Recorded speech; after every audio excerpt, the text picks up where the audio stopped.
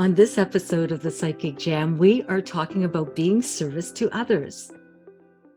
You are listening to The Psychic Jam, a podcast that inspires holisticpreneurs like you to gain confidence, to learn, and to listen to your inner voice. Tune in as featured experts of the Psychic Associates discuss heavy and taboo topics, breaking down all the barriers of the realities of working in this industry. Welcome to the Psychic Jam. This is such an exciting episode. I want to introduce to you my co-hosts, the beautiful Amber Price and Liz Throp. Welcome, ladies. And I'm so excited because we're talking today about giving back and being a service to others without really using your wallet. And so that's a biggie for me because a lot of people say, do you do volunteer work? Do you give away your services? Do you do this? Do you do that? And there is so much that we do without people really actually knowing what we do. And so, of course, we don't have a job, ladies. What we do is a calling, as Liz always says, and I take that from Liz, but it's so true. So I don't know exactly what you do, but I'd love to hear from you, Amber, because I know that you give a lot as well. But what ways is it that, that you give kindness or your service to others without really using that wallet? Mm-hmm. Yeah, this is something that I've always been called to do. And it just comes, I feel like, naturally. And I think that's, people listening to our conversation today might be thinking, oh yeah, like I might find that this is how I feel because I don't want to charge for my services, because I feel the need to be called to serve. So, if you feel that something that you're doing or that you're good at or that you're able to do is something that you feel like you should just be giving away, then you're probably genuinely being called to service. That's maybe not the best way to do it, but what I'm saying is that's how you know that deep down inside you're like just being called. So for myself, I started really young with this. So it was doing things like helping my mother with my baby brother, or helping my grandparents bring in groceries, or helping the elderly neighbors, bring their newspaper up to the door. It could just be me opening the door and holding it for somebody. It doesn't matter the age or the gender or anything. When I'm out and doing stuff, or if someone drops something, I'll, pick it up for them. Or there's little things every single day that I just am called to do. I can't just look at somebody and think that they're struggling or that they could use an extra hand and not do it. Now, that also doesn't mean that I just walk around forcing my will on helping people, because I don't do that either. If it looks like somebody's got it under control, or that they need to do it for themselves, or that they should do it for themselves, then there's different layers to this. But I used to volunteer at St. John Ambulance for a long time. I went up the ranks, and this was something that I just loved to do. I was so interested in serving other people, and I would go to public functions and be the first aid. And I was a divisional training officer. And, I really enjoyed serving the public to be there in case they needed first aid. And I then, of course, did fundraising, where I, worked and helped raise funds for the United Way or the Canadian Cancer Society or our children's schools and, programs like that. So there's a lot of things I'm sure that you yourself can think that, oh my goodness, I've been doing this all along too. Those are some things. In terms of my business and how I offer my business, I offer a lot of free resources. So whether it's workbooks or tips and techniques through lives or podcasts and blogs or things like that. There's also times where I will donate my services. So there's I like to help women's shelters or women's empowerment groups, or anything to do with motivating, supporting, and anything to do with women and children. And this is just because I've had to kind of choose what charities I wanted to support. Instead of doing just a little everywhere and scattered, I really started to question what was in alignment with me and my own experience. And so I kind of went into the women's and children's thing. So I have been asked to participate in the past for free, waive my fee to do a group event or to sit and do one-on-one sessions for X amount of hours. so that the people that were purchasing tickets to come into the event, all the proceeds would go to the charity, whatever it was at that time.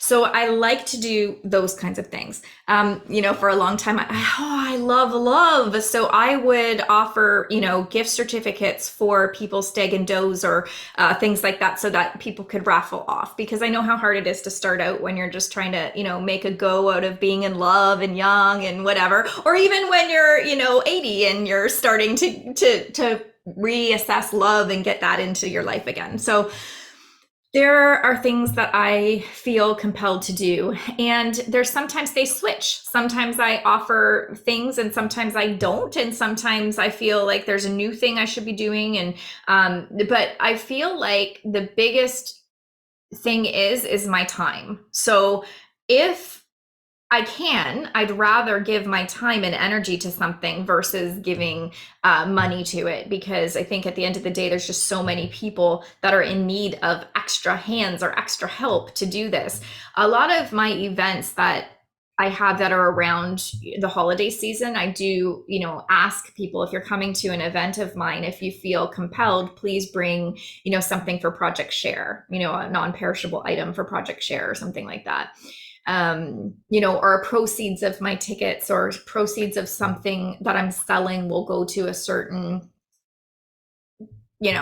place around here or something to support the community. Also, years ago, there was initiatives that at one point in time we had, our area was offering things that were to support other countries that had tsunamis or hurricanes or avalanches or whatever. So I did some readings for them so that they could, again, put an event together. So it was kind of like, here's what you can do and here's who's the hero in the community and offering support. So as much as I can, I try to give my time and energy to this. But I also feel like it's something that comes from your heart chakra. So if your heart chakra is open and you are like really capable of giving and receiving and loving and being loved, then these things are probably a little bit like second nature to you, and you feel a little bit more in alignment with doing it. If your chakra is blocked in any way, you might feel like when you're being called to service, or when someone's asking you, hey, you're cashing out today, do you want to add $2 for blah, blah, blah, blah? You probably initially feel like, oh my God, I can't do it. And there's a gazillion reasons why you might not want to. They might not know you volunteer 3 days a week doing something else, and that this isn't, or it's not your charity of choice, or you don't have money to give. You'd rather give something else. So think about that and your experience of like when someone is asking for you to be called to service. Think about the feelings that you're getting. How does your body feel? How does your mind feel? What emotions do you start to have? Because you may have some blocked energy in here, especially around your heart chakra, where if you just kind of are aware of that, you can start to clear it out. Again, you got to have healthy boundaries with giving and being of service to others, right? But the universal law of giving and receiving is also so important to the abundance and manifestation and attraction for your own life. So the more that you show gratitude for others by being of service to others, the law of the universe says, well, if you're giving, then you will also receive. So you know how sometimes you feel like, for me, I know it is like, if I give something to someone or I do something for someone, I feel so good. Like I'm the girl on Christmas morning who won't open any gifts until everybody's done, because I just want to sit there with my tea and watch everybody feel the joy or the excitement, or see everybody talking and just being around, gifts or not. I just want to watch everybody experience this. So the giving and receiving happens, and then you start to get more abundance and you attract more things into your life. And on a last note, what I have noticed over years and years and years of working with spirit, working with the universe, understanding energy, is that if you are of service to others, your spirit team is in service to you always. So they're going to also help. But what happens next is fascinating and marveling, because when you are of service to someone else, their spirit team is now becoming of service to you.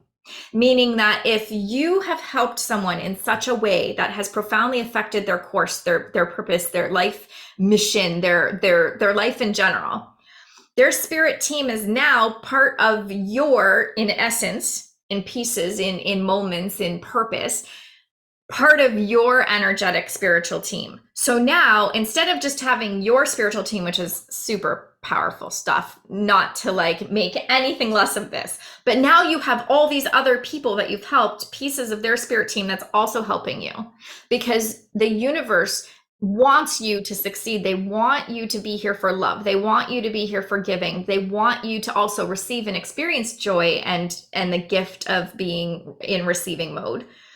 But you can also count on them from their spirit team, because when you help someone else, their spirit team's like, thank you. You might have actually been working for them in the first place to get them in front of that person, to help that person. And now they're like, okay, you did this, and now we're going to be of service to you in another daytime place, whatever. So that is something I find just fascinating, because I think we think so small. We think, oh, just our spirit guide, or just our guardian angel, or just this, or it's all on me.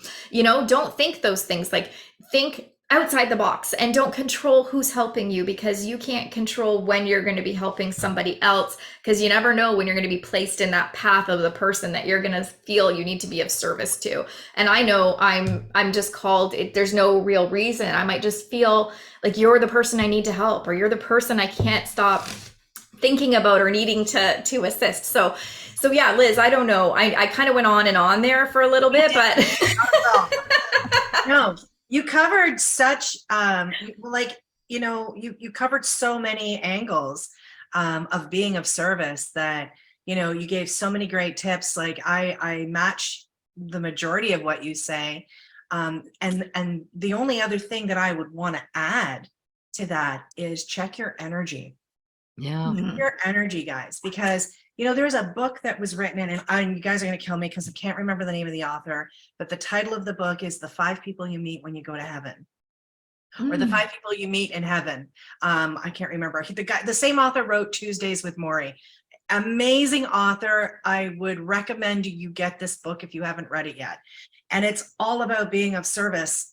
The gist of it, and because I don't want to destroy it if you haven't read it yet, is the author takes you on this journey of, when we pass, when we die and we get to the other side, we meet 5 people that we impacted on this side. So the people that we impacted on how we were of service or how we weren't of service to them, and the effect that it had on their life trajectory. So it was a wake up what for me when I read this book, because I was like, I've always seen myself as somebody who's trying to make the world a better place energetically, but I'm human as well. So I have moments that, maybe I'm not so proud of, right? But one of the things that this book, and I'm glad I read it at, I was much younger when I read it. So I had the benefit of having that wisdom. I make it a pact with myself now that I do no harm energetically if I can help it. And if I do harm energetically, then I take ownership. So when I own it, I grow from it, right? So being of service energetically, what does that look like? Okay, so a smile. A smile is the most magical thing on the planet. And if you don't know what I'm talking about, the next time you're out in public, smile at people and just see what happens. I love playing the smile game, and just like giving a smile and watching people's face light up. I love it. It just makes my day. I have been told a million times over that I have a great smile, and I don't have a great smile. Yes, you do. Yes, you do. What the heck? Yeah, well, thank you. But it's protest. Right? I don't know that camera. So, but it's such a simple thing to offer. And, when somebody's in a sad mindset, or they've just had terrible news, they've just experienced something traumatic in their life, a smile may not be what they want from you, but it's infectious. So they feel compelled to give that back to you. And when we smile, something happens. We release endorphins into our system. And it's just that little something you can give to somebody that's free of charge. Another thing, like Amber kind of alluded to it, simple things like opening doors for people. When you see a woman struggling with a child, how can you help, instead of standing there going, oh my God, I see people doing that all the time. And it's like, oh geez, your energy's not helping the situation. So you know what I do? When I see a struggling mother with a child, I send angels to go and be with that child. Like when a child's upset or, unhappy or whatever, I ask the angels to go and comfort that child, to kind of help them with whatever is going on in their little minds right now. And I also send angels to help and support the mother. When you do that, it's like you get to see it before your eyes. The situation shifts, and it's just like, when you're on a plane the next time and there's a crying child, send angels. Try it, guys. You got nothing to lose. And really what we're doing is we're sending our beautiful positive energy. We're not criticizing or condemning. This is like the opposite of what we need to be doing. And there's so much of that in the world. We don't need to be a part of that. So I think the easiest one, like I said, is smile and spread your love energy. I think that's the best act of service. Can you imagine if everybody on the planet shifted their way of thinking and their way of being is just like offering love energy? Can you imagine? I just can't even. So anyways, okay. Jay, what about you, darling? Oh my goodness. I love that smile thing, because we have a restaurant here and it says smiles free. I love that. I love it too. But it's amazing what a smile can do to someone. You could have someone that's so depressed and you walked in, you gave a great big smile, it gives them hope again.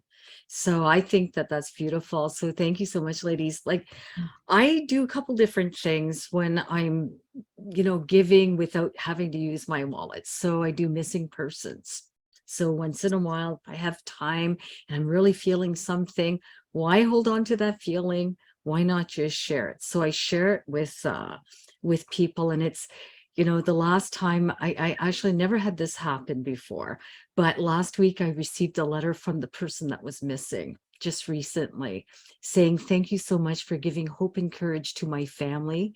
And during my difficult time, I'm really having difficulties. I'm taking one day at a time, but I was exactly where you said I was. And it just made me feel so good that that person felt that I had given their family hope. And for me, hope is priceless. The other thing I do, as Amber mentioned, I do like fundraisers, or I'll do food drives, or if I'm having an event, I'll take a portion of the proceeds to go towards either Pet Save or Parkinson's, society, like different types of organizations. But what I really like to do is I like to answer people's questions. So if someone has a question, and I'm noticing a lot of these questions coming through, I used to do what was called Just Ask Jay. And so I would take a few hours a week, I would prepare videos and then get them out on social media or send them to people that were really looking for some advice.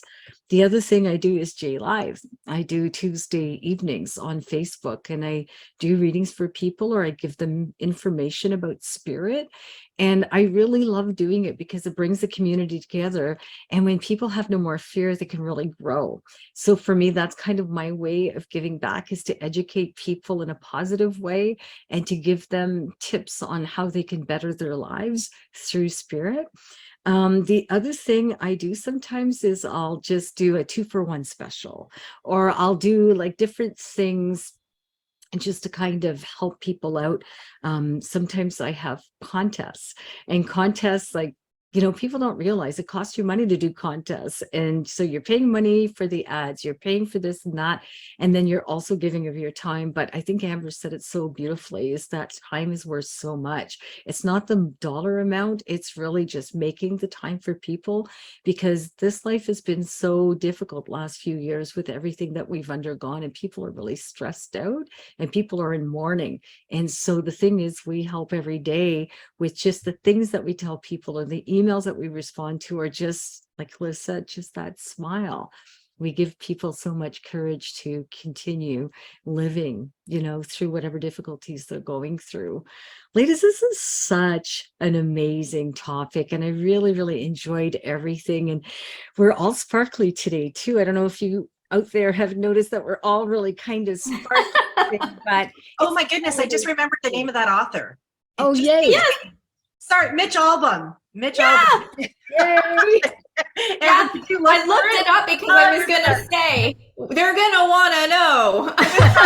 It was probably because you were looking it up and you were thinking it. It came to me. So thank you, Amber. Wait, you know what is even crazier about this is that I had to give, so I told my children that they needed to give me their Christmas list, or else if I didn't have it, that they were gonna get coal, right? As a joke. Of course, I can't find coal around here. But yeah, so they all started giving me their list because they're like, I don't want coal, here's my list. But then they asked me for mine. And of course I was like, the mom answer, you don't need to get me anything. And they're like, that didn't work for us, so it's not gonna work for you. But I asked for a book. And the initial response back was, well, what kind of book? And I said, well, psychic, medium, spiritual, energy, universe. And they were like, yeah, like, don't know where to start, don't know anything. So I asked my spirit guides last night, please put a book in front of me. Oh my gosh. Right? I'm getting chills. I'm like, please put Yeah. a book in front of me that is a suggestion for me to read and that I can offer as a, either I get it myself or someone else gets it for me. I don't care. I'm going to read this book. And then today you quoted this book by Mitch Albom. So I'm going to add that to my Christmas list. You're gonna love it. It's such a beautiful book. And So another cool. one that I would recommend that's all about energy as well, guys, is the Celestine Prophecies. Have you guys read that one? Yeah. Such a great book. Oh my Yeah. gosh. It Such is a a great good book. book. Yes, I agree with you.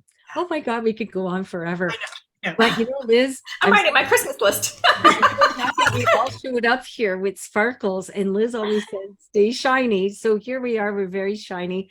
But this was a great topic. Thank you so much. And for everyone out there listening, you could be of such great service just with your energy, just with your love, just with your smile, just with an act of kindness. So don't be afraid to do that, because sometimes there's just that one person that really has no hope, and you've made a whole world of difference just with the energy that you've given. Ladies, thank you so much. Happy holidays to everybody out there. Happy And we'll catch you on the next episode of the Psychic Jam. Bye. Happy holidays. Bye, guys. Thanks for listening to the Psychic Jam. Please share if you liked our podcast.